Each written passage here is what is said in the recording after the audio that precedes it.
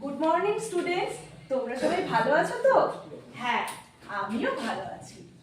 আচ্ছা, আজকে তোমাদের মনের ইচ্ছে জানবো। ইচ্ছা? হ্যাঁ, ঠিক বলেছো রিমা, ইচ্ছা। আচ্ছা রিমা, তুমি বলো তো যে তোমার কি হতে ইচ্ছা যাচ্ছে বা কি করতে ভালো লাগে? ও, তোমার সারাদিন খেলাধুলা করতে ইচ্ছা হয়। বাবা বেশ। আচ্ছা রাহুল, তুমি বলো তো তোমার কি হতে ইচ্ছা করছে? আচ্ছা তুমি ডাক্তার হবে, আর কি করতে ভালো লাগে, কি করতে ইচ্ছা যায়? ও, তোমার সারাদিন ঘুড়ি ওড়াতে ইচ্ছা যায়।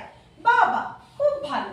কিন্তু ঘুড়ি ওড়ানোর সাথে সাথে পড়াশোনাটাও তো করতে হবে।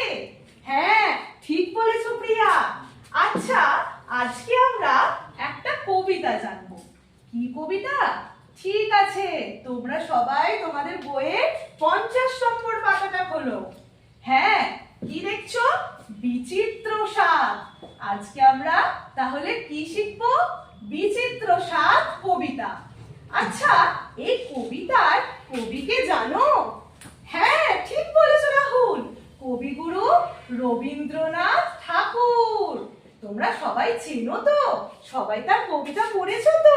হ্যাঁ, সেই দ্বিতীয় শ্রেণীতে পড়েছো হাত। আচ্ছা, তাহলে আজকে আমরা জানবো কবিগুরুর কি ইচ্ছা ছিল। তাহলে চলো কবিতাটা শুরু করা যাক। বিচিত্র স্বাদ, রবীন্দ্রনাথ ঠাকুর।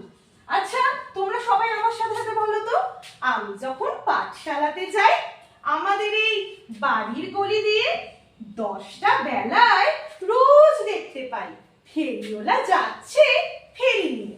চুড়ি চাই সে হাঁকে, চিলের পুতুল ঝুড়িতে তার থাকে। আচ্ছা, এরপর বলো তো বিচিত্র মানে কি? বিচিত্র মানে হলো জানো? হ্যাঁ প্রিয়া, বলেছো, তবে আমি একটু ভালো করে বলি।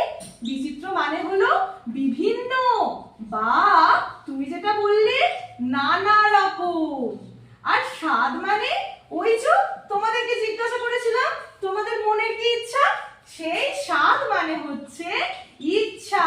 তাহলে কবিগুরুর আজকে কি কি ইচ্ছা আমরা জানলাম। এবার আমরা আবার কবিতাটায় আসি। আমি যখন পাঠশালাতে যাই আমাদের এই বাড়ির গলি দিয়ে 10টা বেলায় রোজ দেখতে পাই ফেরিওয়ালা যাচ্ছে ফেরি নিয়ে। ঠিক আছে। শ্রেণী বানান কি?